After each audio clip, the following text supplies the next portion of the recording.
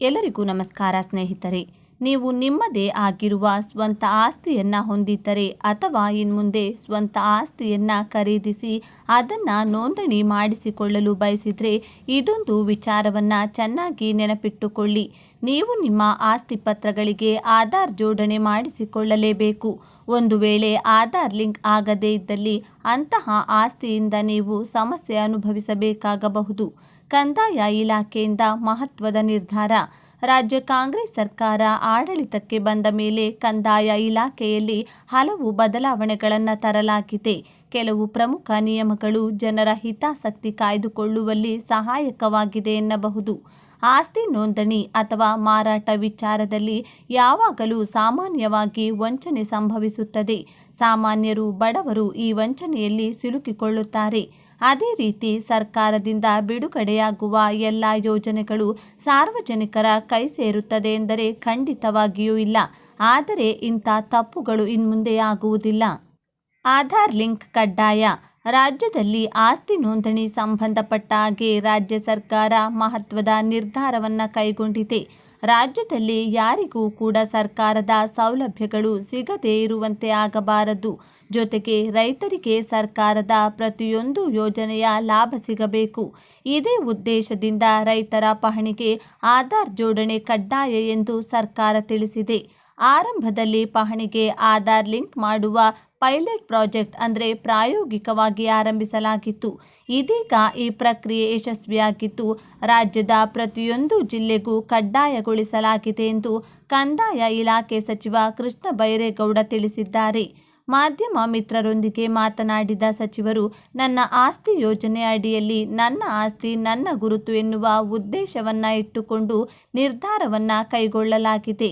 ಪ್ರಾಯೋಗಿಕ ಪರೀಕ್ಷೆಯು ಗೆಲುವನ್ನು ಕಂಡಿದ್ದು ರಾಜ್ಯಾದ್ಯಂತ ಇದನ್ನು ವಿಸ್ತರಿಸಲಾಗುವುದು ಎಂದು ಸಚಿವರು ತಿಳಿಸಿದ್ದಾರೆ. ಎಲ್ಲವೂ ಇರುತ್ತೆ ಸರ್ಕಾರದ ಡಾಟಾ ಬೇಸ್ನಲ್ಲಿ. ನೀವು ಸರ್ಕಾರ ಬಿಡುಗಡೆ ಮಾಡುವ ಯೋಜನೆಯ ಪ್ರಯೋಜನ ಪಡೆದುಕೊಳ್ಳಬೇಕಂದ್ರೆ ನಿಮ್ಮ ಬಳಿ ಎಷ್ಟು ಆಸ್ತಿ ಇದೆ, ನೀವು ಎಲ್ಲಿ ವಾಸಿಸುತ್ತೀರಿ, ನಿಮ್ಮ ಜೀವನ ಹೇಗಿದೆ ಎಲ್ಲವನ್ನೂ ಸರ್ಕಾರಕ್ಕೆ ತಿಳಿಸಬೇಕು. ಹಾಗಂದ ಮಾತ್ರಕ್ಕೆ ನೀವು ವೈಯಕ್ತಿಕವಾಗಿ ಹೋಗಿ ತಿಳಿಸುವುದಲ್ಲ. ಇಂದು ಪ್ರತಿಯೊಂದು ಕ್ಷೇತ್ರದಲ್ಲಿಯೂ ಡಿಜಿಟಲೀಕರಣ ಮುಂದುವರೆದಿದ್ದು ಕಂದಾಯ ಇಲಾಖೆಯಲ್ಲಿಯೂ ಕೂಡ ಇದನ್ನು ಅಳವಡಿಸಿಕೊಳ್ಳಲಾಗಿದೆ. ಕೈಬೆರಳ ತುದಿಯಲ್ಲಿ ಎಲ್ಲ ರೀತಿಯ ಮಾಹಿತಿಗಳು ಸಿಗುವಂತೆ ಆಗಬೇಕು.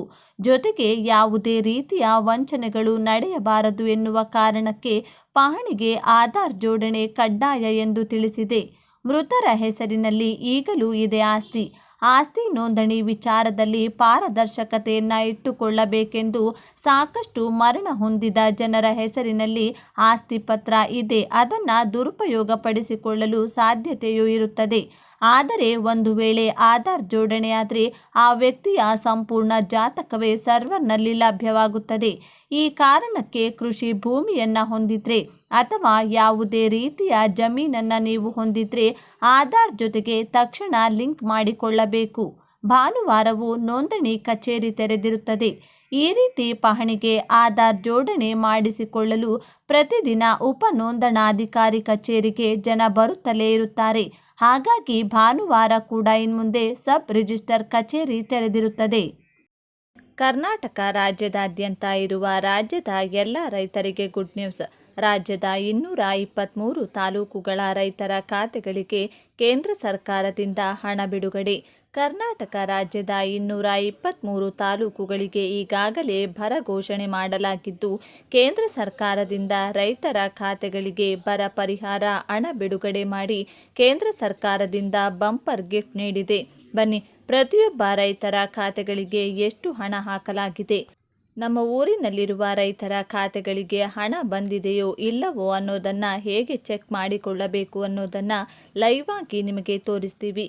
ಮತ್ತು ನೀವು ಕೂಡ ಹೇಗೆ ನಿಮ್ಮ ಮೊಬೈಲ್ನಲ್ಲಿ ನಿಮ್ಮ ಗ್ರಾಮದ ರೈತರ ಖಾತೆಗಳಿಗೆ ಹಣ ಬರುತ್ತೋ ಇಲ್ವೋ ಅನ್ನೋದನ್ನು ಹೇಗೆ ಚೆಕ್ ಮಾಡಬೇಕು ಮತ್ತು ಯಾರ ಖಾತೆಗಳಿಗೆ ಹಣ ಈಗಾಗಲೇ ಬಿಡುಗಡೆ ಮಾಡಲಾಗಿದೆ ಎನ್ನುವ ಕಂಪ್ಲೀಟ್ ಮಾಹಿತಿಯನ್ನು ಈ ವಿಡಿಯೋದಲ್ಲಿ ನೀಡಲಾಗಿದ್ದು ವಿಡಿಯೋವನ್ನು ಈಗಲೇ ಲೈಕ್ ಮಾಡಿ ಹಾಗೂ ಕೊನೆವರೆಗೂ ನೋಡಿ.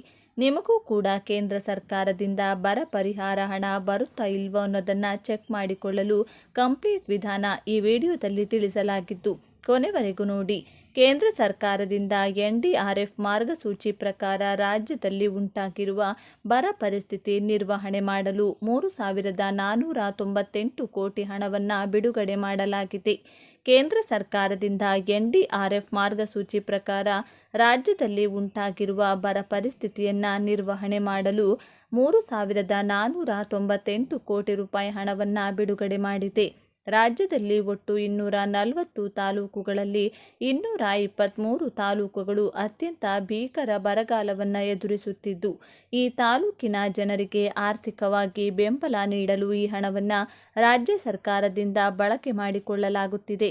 ಈಗಾಗಲೇ ರಾಜ್ಯ ಸರ್ಕಾರದಿಂದ ಮೊದಲ ಕಂತಿನ ಬರ ಪರಿಹಾರದ ಹಣವಾಗಿ ರೂಪಾಯಿ 2,000ವನ್ನು ರೈತರ ಖಾತೆಗೆ ವರ್ಗಾವಣೆ ಮಾಡಲಾಗಿತ್ತು.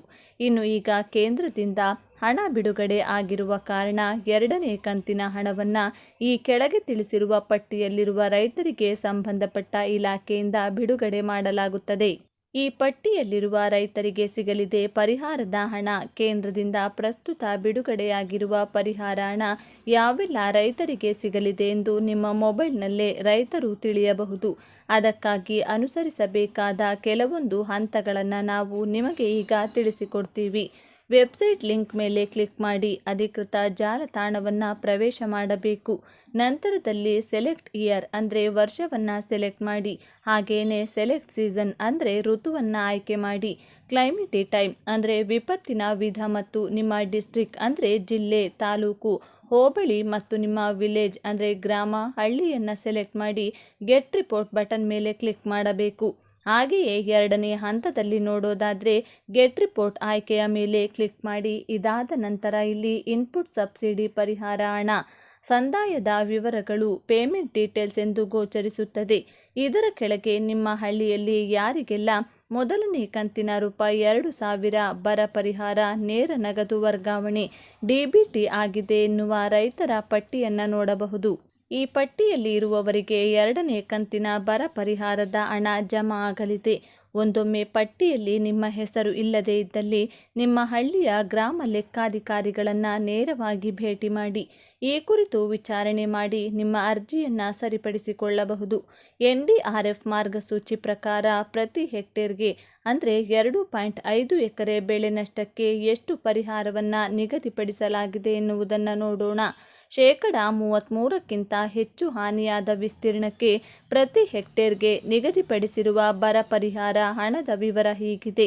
ಒಂದು ವೇಳೆ ಶೀತ ಬೆಳೆ ಪ್ರದೇಶಗಳಿಗೆ 8,500 ರೂಪಾಯಿ, ನೀರಾವರಿ ಬೆಳೆಗಳಿಗೆ 17,000 ರೂಪಾಯಿ, ಬಹುವಾರ್ಷಿಕ ಬೆಳೆಗಳಿಗೆ 22,500 ರೂಪಾಯಿ.